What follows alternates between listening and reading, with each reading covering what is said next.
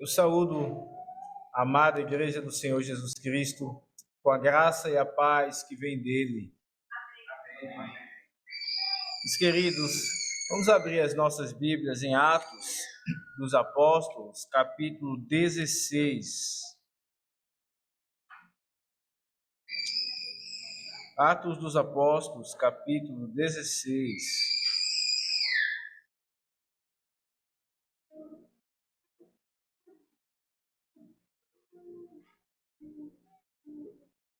A partir do verso número 6.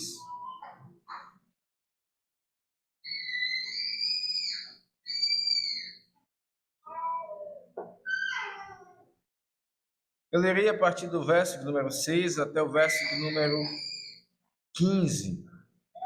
E essa será a porção que nós iremos expor nesta noite, pela graça do Senhor. Atos 16, versos 6 a 15. Assim diz a palavra do Senhor.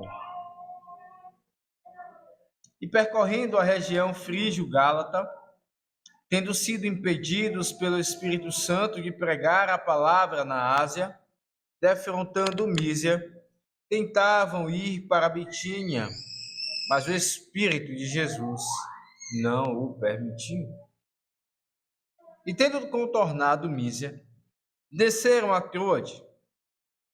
À noite, sobreveio a Paulo uma visão na qual um varão macedônio estava em pé e lhe rogava, dizendo: passa a Macedônia e ajuda-nos. Assim que teve a visão, imediatamente procuramos partir para aquele destino, concluído que Deus nos havia chamado para lhes anunciar o Evangelho. Tendo, pois, navegado de Troade, seguimos em direitura a Samotrácia, no dia seguinte a Neápolis e dali a Filipos, cidade da Macedônia, primeira do distrito e colônia. Nesta cidade permanecemos alguns dias. No sábado, saímos da cidade para junto do rio, onde nos pareceu haver um lugar de oração. E assentando-nos, falamos às mulheres que para ali tinham concorrido. Certa mulher, chamada Lídia, da cidade de Tiatira, vendedora de púrpura, temente a Deus, nos escutava. O Senhor lhe abriu o coração para atender às coisas que Paulo dizia. Depois de ser batizada ela e toda a sua casa, nos rogou, dizendo: se julgais que eu sou fiel ao Senhor, entrai em minha casa e aí ficai. E nos constrangeu a isso. Amém. Até aqui a leitura da palavra do nosso Deus. Vamos mais uma vez, meus irmãos, orar, suplicar que o Senhor nos abençoe neste momento. Pai bendito, precisamos muito da tua graça. Esse texto é impressionante, como é glorioso, como é gloriosa a mensagem anunciada aqui nesse texto. Ó Deus, dá-nos a tua graça para contemplar a verdade desse texto, Senhor. Aquela que, obviamente, como toda a tua palavra, aponta para teu bendito Filho, Senhor Jesus Cristo. Que o Senhor conceda-nos vislumbrá-lo, sua glória. Ó, nós suplicamos, Senhor. E de tal forma sejamos transformados, sejamos animados, sejamos fortalecidos. Aqueles que aqui estiverem, que porventura não tenham tido seus corações abertos, assim o teu Espírito faça. Ó Senhor, nós te suplicamos, em nome de Jesus Cristo. Amém.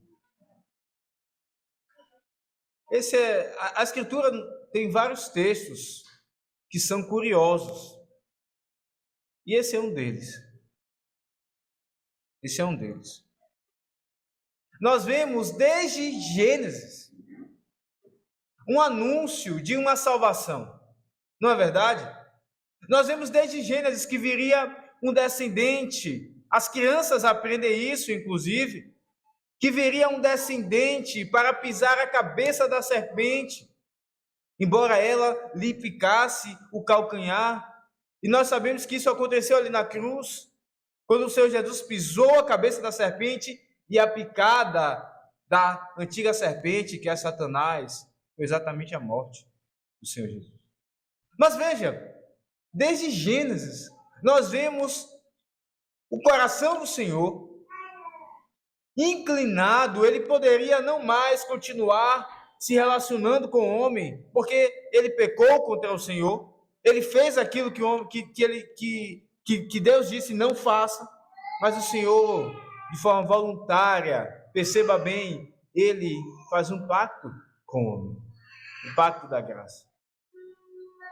E nós vemos ali o coração do Senhor disposto, voluntariamente, nada lhe força a isso, a amar pecadores, a salvá-los dos seus pecados. O Senhor está imbuído nesse propósito. E nós vemos isso por toda a Escritura. Mas veja que curioso. Esse texto nos mostra que o Espírito Santo, iremos ver que ele também é Deus, impediu que Paulo, o apóstolo Paulo, fosse pregar o Evangelho. Como assim? Mas Deus não quer que o Evangelho seja divulgado? Ele não quer que ele seja anunciado em todo o tempo? Paulo diz a Timóteo, prega a palavra, insta, quer oportuno, quer não. Por que o Espírito faz isso? E nós iremos ver, meus irmãos, nesse texto, que mostra a glória e a soberania da Trindade, não apenas o Espírito que sim atua nas missões, mas a Trindade está envolvida nele. Nós iremos ver isso. Nós vamos ver como é aqui o agir da Trindade nas missões. Por isso, um tema que poderemos extrair desse texto seria missões. A hora, o local e os convertidos, é Deus quem escolhe. Missões, a hora, o local e os convertidos, é Deus quem escolhe. E nós iremos ver isso em dois momentos, em duas partes. A primeira delas, no primeiro ponto, onde aqui vemos Deus escolhe a hora e o local das missões. E em segundo lugar, Deus escolhe os convertidos. Nós temos exposto esse livro aos domingos à noite, de forma sequenciada. E temos visto que o apóstolo Paulo, ele recebeu uma carta de um concílio, o concílio que aconteceu em Jerusalém. E ele saiu distribuindo esta carta para que a paz reinasse no meio da igreja, para que os irmãos se amassem, para que eles buscassem a unidade. Nós temos visto isso. E Paulo saiu por essas igrejas fortalecendo o trabalho que já tinha sido plantado nas diversas igrejas. Perceba, Paulo estava fortalecendo, ele foi ver como passavam aquelas ovelhas que já tinham sido alcançadas, como estavam aquelas igrejas que já tinham sido abertas. Ora, mas Paulo é o missionário nato. Ele foi chamado para pregar o evangelho aos gentios. Ele foi chamado para cumprir a estratégia missionária que o Senhor Jesus disse lá em Atos 1:8, vocês vão ficar aqui em Jerusalém, aguardar o Espírito, e então vocês serão minhas testemunhas em Jerusalém, em toda a Judéia, em Samaria e até os confins da terra. Paulo está colocando isso em prática. Ele está divulgando o evangelho até os confins da terra. Ele precisa ir àqueles que nunca ouviram o evangelho. Depois, então, de fortalecer as igrejas já abertas, Paulo agora parte para abrir igrejas, para pregar o evangelho. E nós vemos aqui, então, o Espírito Santo, o Pai e o Filho, sendo soberanos nessa missão. Nós vemos aqui que Deus, então, escolhe a hora e o local da missão. Paulo pensava que a hora era uma e o local era outro, mas ele estava enganado. O grande apóstolo Paulo. E nós vamos ver como o Espírito, Deus, o dirige nisso. Veja que então diz a palavra de nosso Deus, no verso 6, em primeiro lugar, e percorrendo a região frígio-gálata, tendo sido impedidos pelo Espírito de pregar a palavra na Ásia, defrontando Mísia, tentavam ir para a Bitínia, mas o Espírito de Jesus não o permitiu. E tendo contornado Mísia, desceram a Troade. À noite sobreveio a Paulo uma visão na qual um varão macedônio estava em pé e lhe rogava, dizendo: passa a Macedônia e ajuda-nos. Assim que teve a visão, imediatamente procuramos partir para aquele destino, concluindo que Deus nos havia chamado para lhes anunciar o Evangelho. Nós vemos aqui que Deus escolhe a hora e o local das missões. Esse é o nosso primeiro ponto. Deus escolheu o local. A Trindade divina está envolvida aqui. Ela é quem escolhe, não nós. Ora, meus irmãos, Paulo não era um missionário preguiçoso. Pelo contrário. Ele diz: eu me fiz fraco para com os fracos. Eu me fiz daqueles que estão sob a lei, para como eles. Eu me fiz de tudo para pregar o Evangelho. Paulo não descansava. Ele diz: eu ainda estou preenchendo o sofrimento que resta, o sofrimento de Cristo, eu estou preenchendo a minha carne. Ele diz lá isso em Colossenses. Paulo de fato tentou, ele estava na estrada romana. Nós não sabemos o que aconteceu. Paulo não viu uma chuvinha e pensou: bom, é Deus me impedindo de viajar. Não, alguma coisa aconteceu, alguma coisa séria.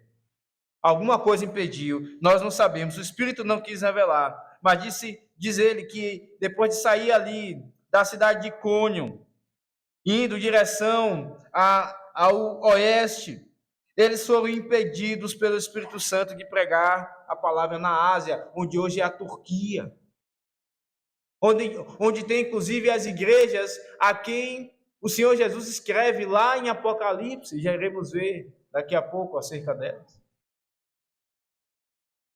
Paulo não foi preguiçoso. Ele tentou 2 vezes. E 2 vezes o Espírito do Senhor o impediu de forma contundente. E Paulo freou e disse: Deus está me impedindo. Algo ele está querendo mostrar. Perceba que Deus aqui é quem escolhe o local onde a missão acontecerá. O Espírito aqui fala, se manifesta a Paulo através aqui da providência, impedindo que ele continue. Mas nós sabemos também que o Espírito aqui se revelou a ele através de uma visão. Depois de ter sido impedido, ele foi dormir. E na noite, ele diz o texto que veio uma visão de um homem da Macedônia, do outro lado do mar. E vemos que sim, aqui, nesses dias, o Espírito se revelava através de visões, em sonhos. Geralmente era assim, inclusive, que ele fazia com os profetas na antiga aliança. Se você correr os profetas menores, você irá ver isso. Estava na noite, em visões, em sonhos. Mas nós sabemos que hoje não mais o Espírito se revela dessa forma, ele continua se revelando. Ele continua sendo soberano nas missões. Ele continua escolhendo os locais onde a palavra de Deus deve ser pregada. Mas ele não mais faz através de visões, nem sonhos. E por que isso acontece? Por causa de um zelo que Deus tem pela sua palavra. Perceba, as visões e as revelações estavam sendo acrescentadas, como essa aqui foi acrescentada à Escritura. Elas tinham um peso inspirado de palavra de Deus. Mas lá em Apocalipse 22, abra sua Bíblia.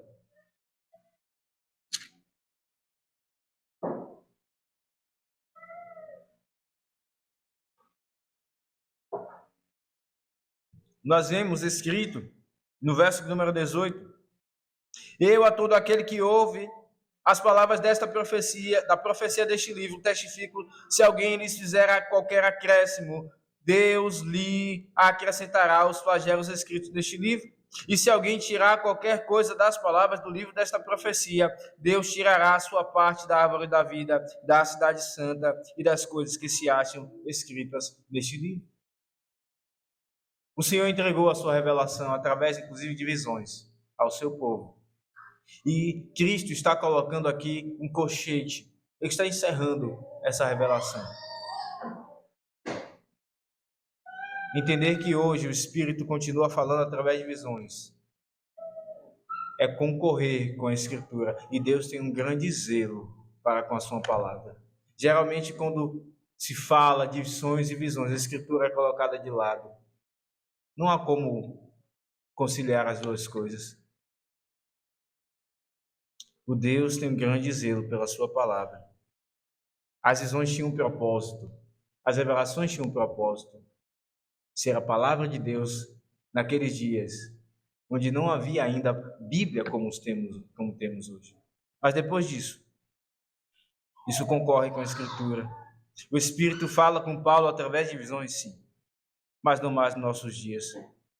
E nós vemos que nessa visão havia um povo desesperado. Um homem aparece ali e diz: passa a Macedônia e ajuda-nos. Essa palavra é uma palavra de não apenas um homem, mas um povo desesperado. Um povo desesperado pela palavra de Deus. É a mesma expressão que é usada por aquela mulher cananeia que vai atrás de Cristo e diz: cura minha filha. Ele diz: não, eu vim para os filhos. Os cães comem os farelos da mesa. E ela diz: Senhor, até os cães se alimentam. E depois de provar a fé daquela mulher, o Senhor Jesus: ó mulher, grande é a tua fé. Ele é isso que ele diz. Mas ela diz: Senhor, ajuda-me, socorre-me. E esse homem, representando o povo macedônio, também diz: ajuda-nos, socorre-nos. Nós precisamos do Senhor. Nós precisamos da palavra, do Evangelho. E aqui nós vemos então que Deus escolhe o local. Ele escolhe o local daqueles que estão desesperados, por vezes. Ele escolhe o local para que ali a missão seja aplicada, mas não apenas o local, Deus escolhe a hora. Deus escolhe a hora.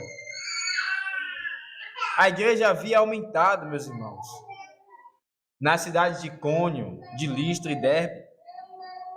Nós vimos isso na exposição anterior, mas agora o Espírito escolhe não aumentar a igreja na Ásia. Ele escolhe não aumentar a igreja na Ásia. Não era a hora do Espírito fazer isso. Tempos depois, nós vamos ver, e agora você pode abrir a sua Bíblia lá em Apocalipse mais uma vez. No início do texto de Apocalipse.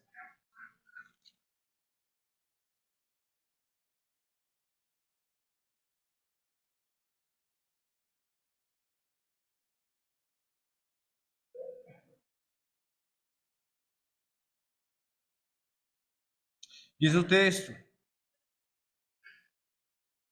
a partir do verso 10, achei meu espírito no dia do Senhor, Apocalipse 1:10. E ouvi por detrás de mim grande voz, como de trombeta, dizendo: o que vês escreve em livro e manda às 7 igrejas, Éfeso, Esmirna, Pérgamo, Tiatira, Sardes, Filadélfia, Laodiceia. E aqui estão essas 7 igrejas, chamadas 7 igrejas da Ásia. E nós sabemos que, embora não era a hora, naquele dia, que Paulo fosse à Ásia, o Senhor Deus, na hora que Ele escolheu, fez com que o Evangelho chegasse em outro momento, ali na Ásia. Perceba como Deus escolhe. Assim acontece na história. Assim aconteceu na sua vida e na minha vida. Certamente você conhecia, antes de conhecer a Cristo, alguém que talvez tenha te falado do Evangelho, crentes que passavam na sua frente, e você nunca foi despertado até o momento em que Deus escolheu. Deus escolhe não apenas o local, Deus escolhe também a hora.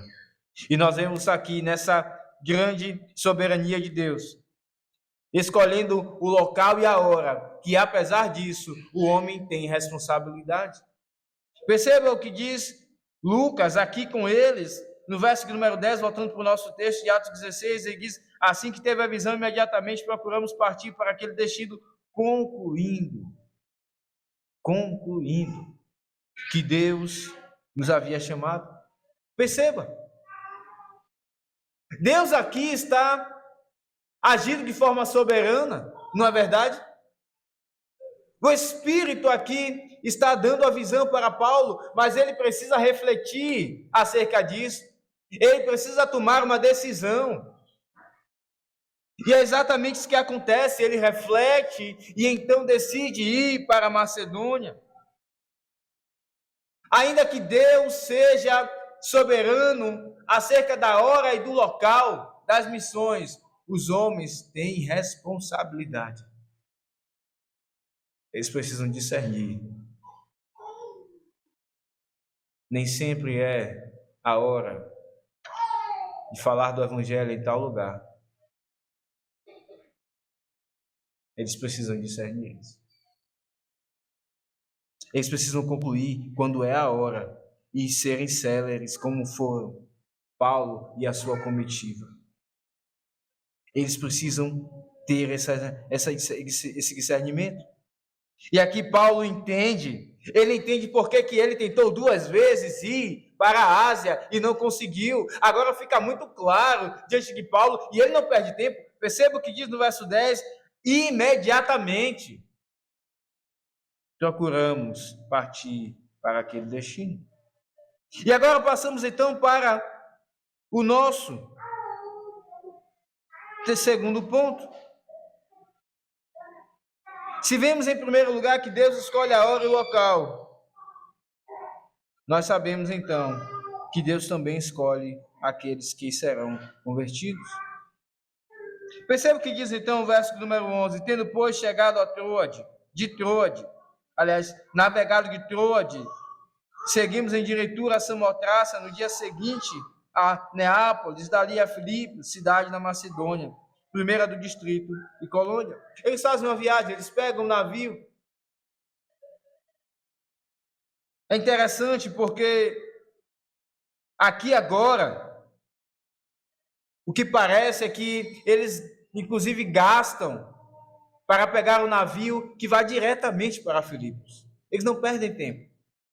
Eles agora entendem a responsabilidade que eles têm.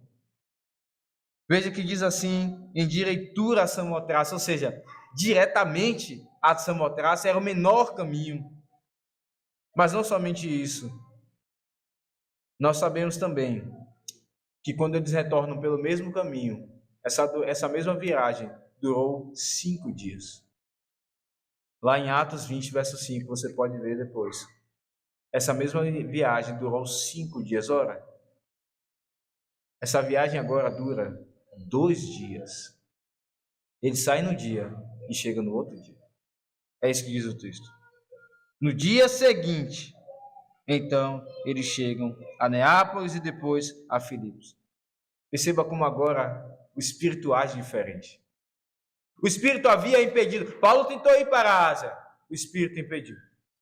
Ele tentou então ir para a Bitínia. O Espírito impediu. Mas agora que ele entende para onde ele deve ir, parece que nós não sabemos se por causa da correnteza, os ventos certamente ajudam, são coisas, digamos assim, naturais. Mas nós sabemos que é o Senhor quem dirige todas essas coisas. O Espírito agora está facilitando. Ele tinha impedido. Perceba, mas agora está facilitando. E aí então eles chegam até Filipos. E quando chega em Filipos, o que Paulo faz? Aquilo que era o seu costume. Vocês lembram que o motivo pelo qual Paulo circuncidou Timóteo? Paulo circuncidou Timóteo porque ele tinha o hábito de chegar nas cidades e ir direto para as sinagogas, procurando judeus. Isso seria uma dificuldade. Timóteo era um judeu incircunciso. Isso seria um empecilho. Paulo circuncidou Timóteo. E o que ele faz quando ele chega em Filipos agora? Ele vai procurar uma sinagoga. Mas Paulo não encontra uma sinagoga. Veja no texto. Não há menção de sinagoga. Diz o texto apenas que eles ficaram alguns dias na cidade. E depois eles, inclusive, saem da cidade para junto do rio. Por quê? Paulo não encontra uma sinagoga ali em Filipos. Nós vamos estudar a história e vamos ver que, inclusive, os homens judeus tinham sido expulsos naqueles dias do território do Império Romano. Isso está lá em Atos 18, verso 2. Abra sua Bíblia lá.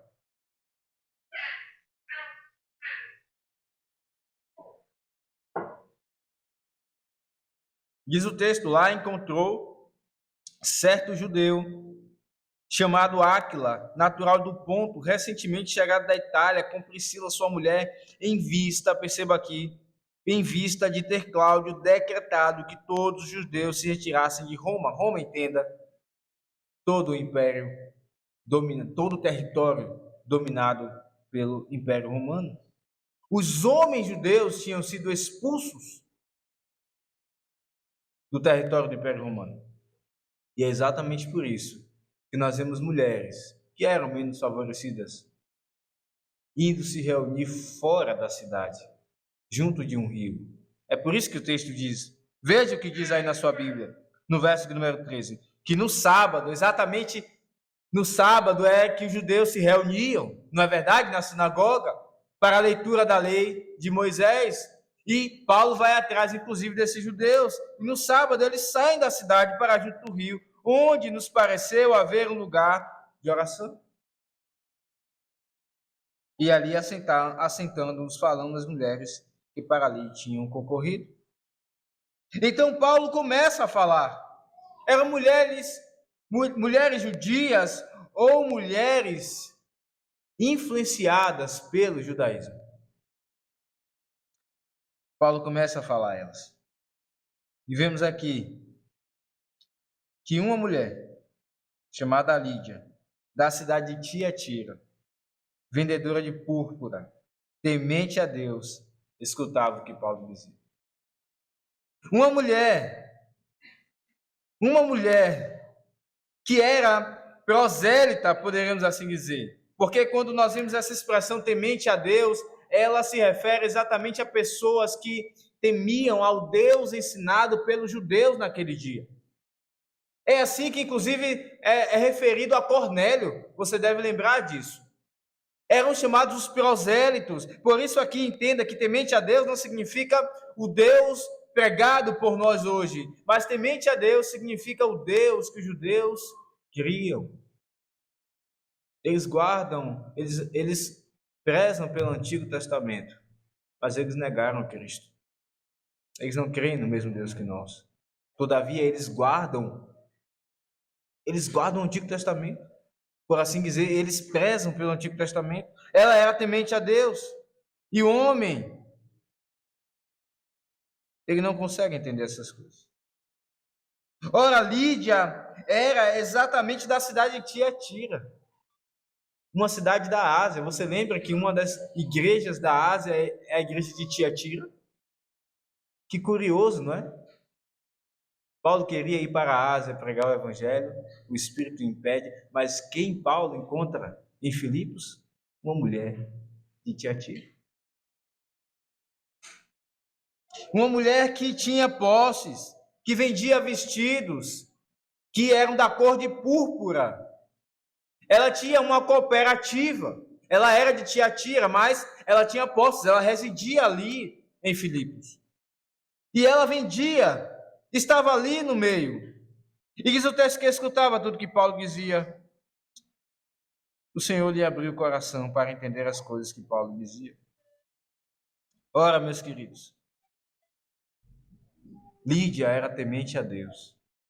Lídia aprendia sobre a lei, sobre os profetas. Mas ela precisava que Deus, perceba, preste bem atenção a isso.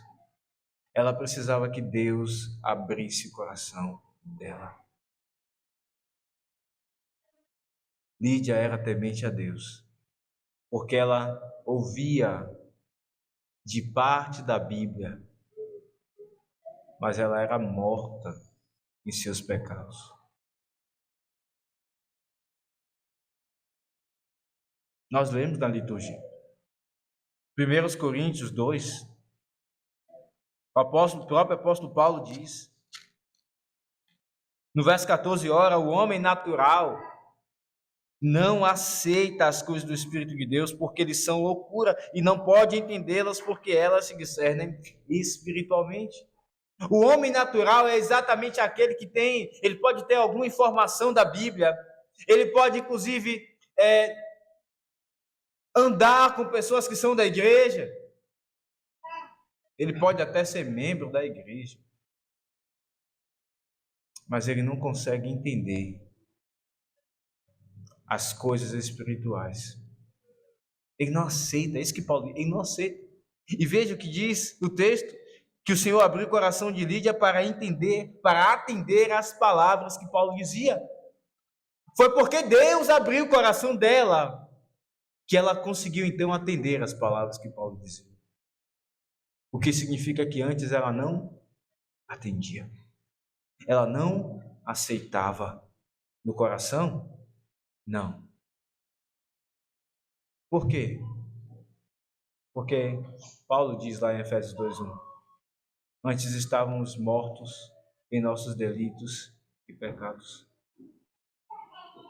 Paulo diz que antes éramos inimigos, estranhos no entendimento, ou no coração, é a mesma coisa.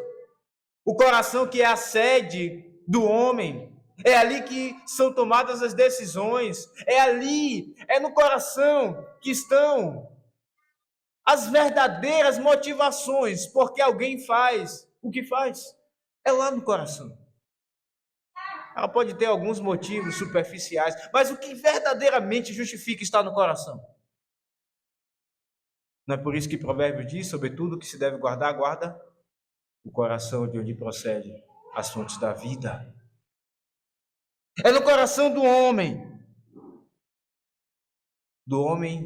que não tem Cristo, que ele tem inimizade, perceba bem, e ele não aceita as palavras de Deus.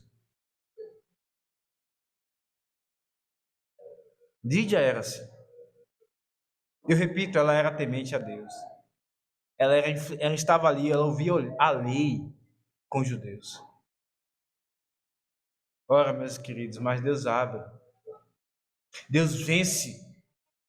Deus vence toda a inimizade do coração de Lídia. Deus vence, Deus abre o coração. Ele vence o pecado. Porque ele chama a quem quer. Nós lemos na liturgia em Ezequiel 36, quando Deus diz que iria tirar o coração de pedra, onde estava toda a resistência, o coração fechado, iria dar um coração de carne, sensível às palavras de Deus.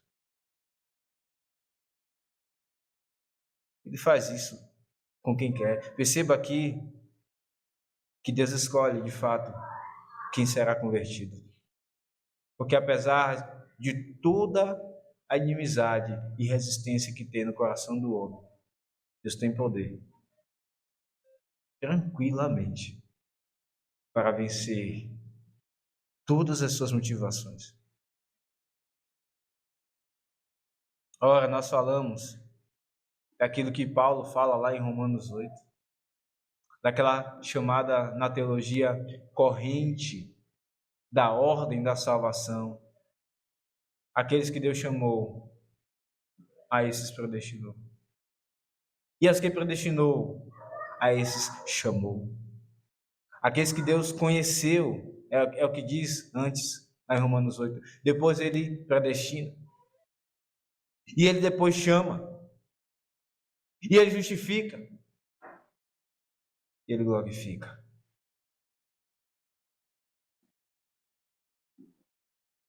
Ele chama. Ele chama quem quer que seja. Ele chamou a mulher que estava ali, não interessada em Cristo. Ela estava ali negociando as suas roupas de púrpura, de cor de púrpura. Ela estava ali por causa do seu negócio, ela nem era dali, ela era de Tiatira. Mas Deus colocou-a ali em Filipos, exatamente nos dias em que Paulo estaria naquela cidade, para fazer com que ela atendesse a essas palavras. E o texto nos diz que o Senhor abriu o coração de Lídia. O Senhor desatou as amarras. O Senhor tirou tudo que impedia que ela ouvisse o Evangelho. E diz o texto que o Senhor fez assim para que ela atendesse as coisas que Paulo dizia. Ora, meus irmãos, nós vemos aqui que Deus age soberanamente chamando quem quer que seja. Não importa a intenção do coração de quem quer que seja que venha a ouvir a palavra. Não importa o que quer que essa pessoa faça ou tenha feito. Deus chama. Deus abre o coração. Isso é uma obra soberana. Perceba, o texto não nos dá a entender que Lídia contribuiu para que isso acontecesse. Isso é uma obra soberana. Sim, porque quando Deus chama, nos lembra inclusive daquela cena em Ezequiel, a cena do vale dos ossos secos, em que Deus diz a Ezequiel: ó, filho do homem, podem esses ossos secos viverem? Ele diz: Senhor, tu sabes. E o que ele diz então? Lembre-se na sua mente, profetiza. E o que é a profecia, senão a pregação da palavra que ainda hoje está sendo feita? Profetiza. E Ezequiel profetizava. E à medida que ele profetizava, os ossos iam se batendo. E depois juntas. Nós vemos ali que eles tomam vida por causa da palavra. Deus dá vida ao homem que não pode atender ao Evangelho. Ele não consegue responder, ele não consegue nem mesmo se preparar para ouvir, ele não consegue ir até Deus, ele está morto. Mas perceba, Deus abriu o coração. Isso que é maravilhoso na Escritura. É porque Deus não fica esperando que um homem ele consiga entender alguma coisa ou consiga perceber a glória de Deus, para que então Deus, ao ver que ele está percebendo, Deus então haja. O que é maravilhoso é que Deus faz isso ao homem que está morto.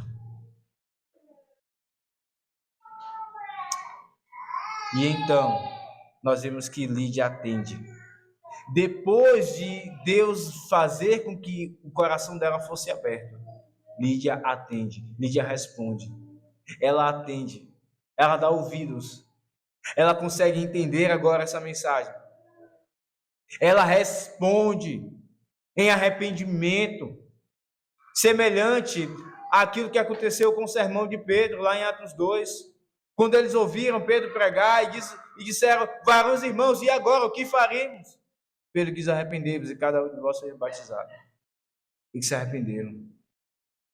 Lídia atende. O que Paulo dizia? Que palavras eram essas que Paulo dizia? Nós não sabemos exatamente e nem precisamos. Era o mesmo evangelho ensinado por Cristo, passado aos apóstolos. É a mesma mensagem, a velha e nova mensagem do Evangelho. E que Lídia agora atende.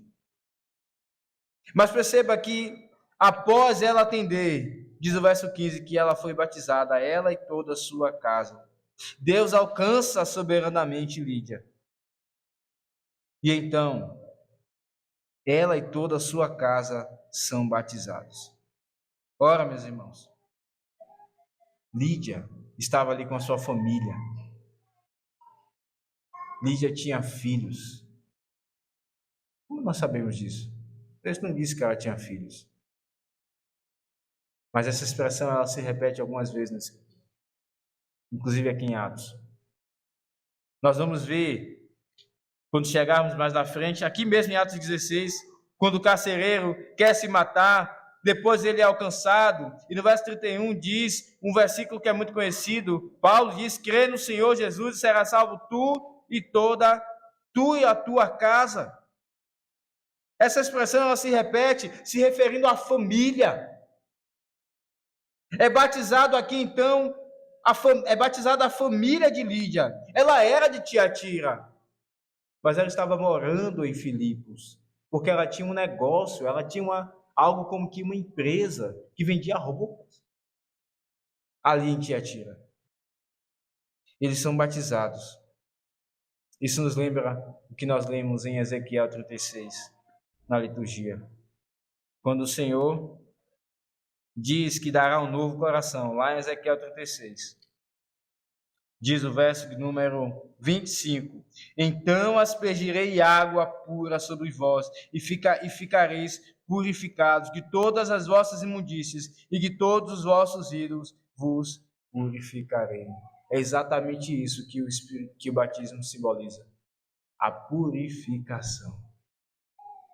E aqui está Lídia, sendo purificada com toda a sua família, seus filhos. Como Deus é um Deus maravilhoso, que nos alcança e alcança também a nossa família, inclusive aqueles que nem entendem. Temos bebês aqui, que não entendem o Evangelho ainda, mas eles são nossos irmãos, porque Deus alcança a nossa casa. Como isso é maravilhoso, irmãos. E ao final de toda essa história maravilhosa, Lídia, nós vimos que ela atendeu as palavras que Paulo dizia, na verdade. E qual o sinal nós vimos disso aqui? A hospitalidade. Hospitalidade. Depois de ser batizada, ela e toda a sua casa nos rogou, dizendo: se julgais que eu sou fiel ao Senhor, entrai em minha casa e aí ficai. E nos constrangeu a isso. Ora, Lídia não estava aqui sendo meramente educada, perceba bem, vendo homens que não eram daquela cidade,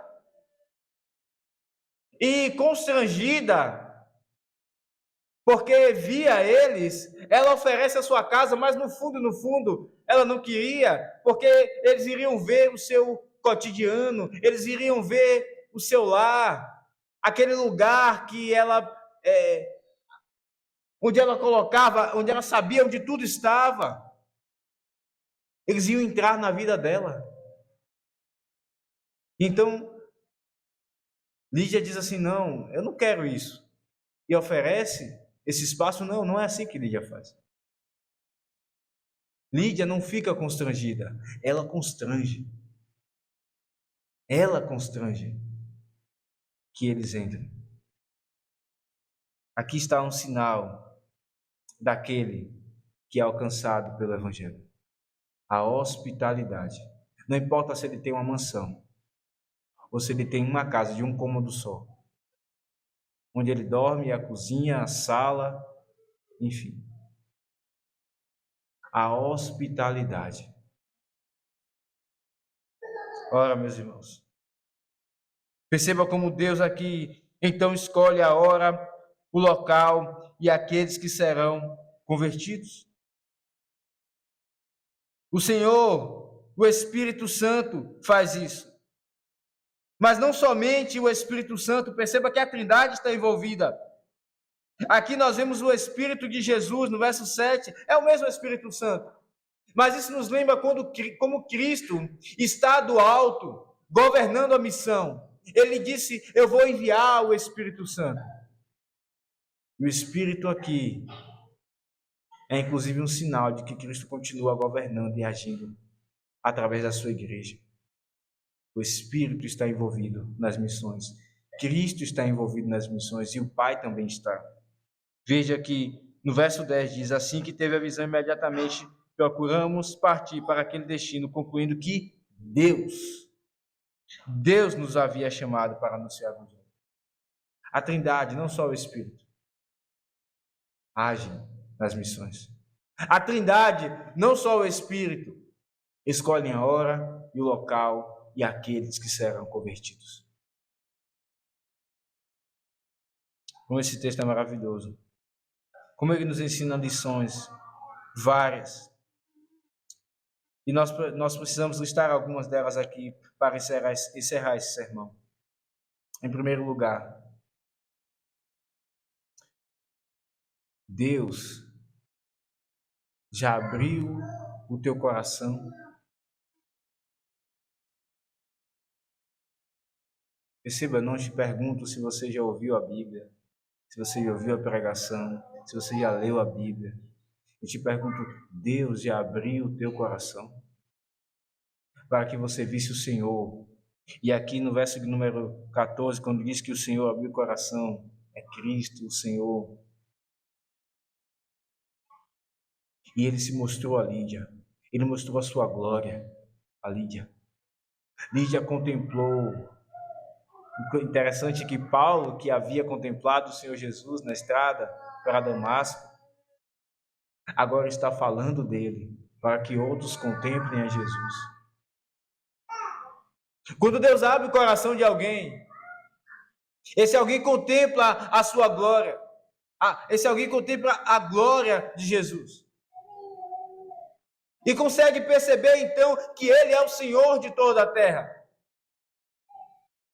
Que Ele é homem e por isso pode nos salvar. E nos substituir perfeitamente, adequadamente. Não há nenhum pecado que Jesus não possa ter levado sobre a cruz.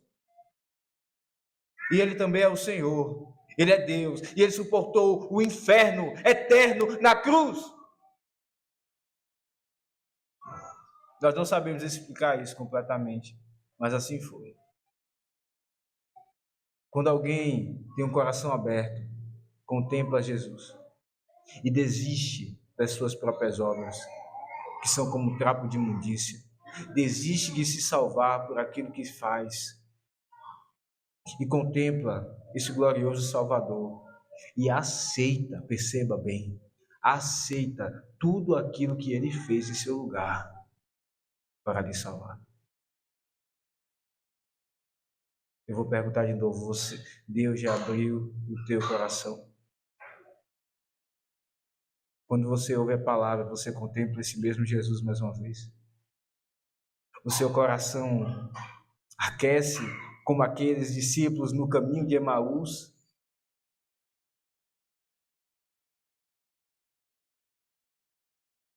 Se Jesus não abriu seu coração ainda, desista de continuar resistindo a Ele.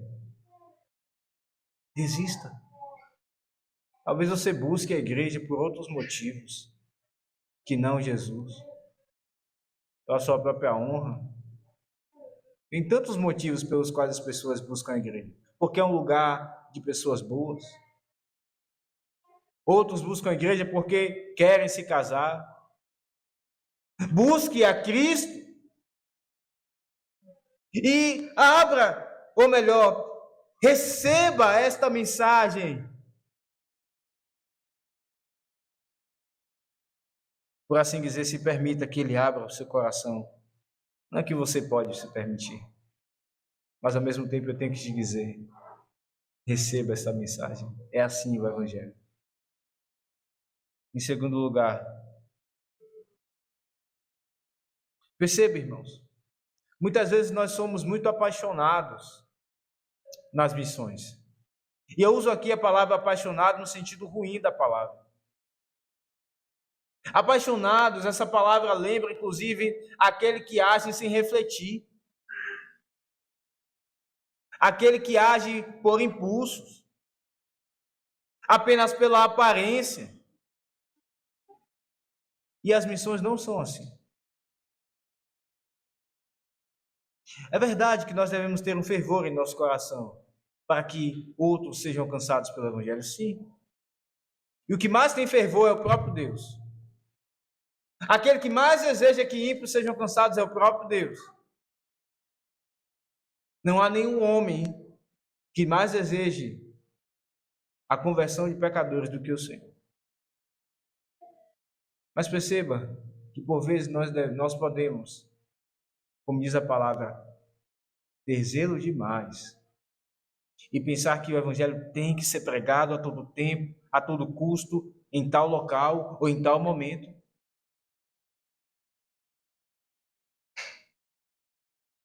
E nós não percebemos o Espírito impedindo. O Espírito impedindo. O Espírito impedindo.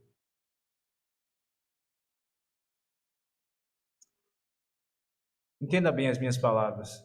Deus não precisa de nós nas missões. Deus não precisa de nós nas missões. Ele é soberano. Ele quis usar pecadores como eu e você.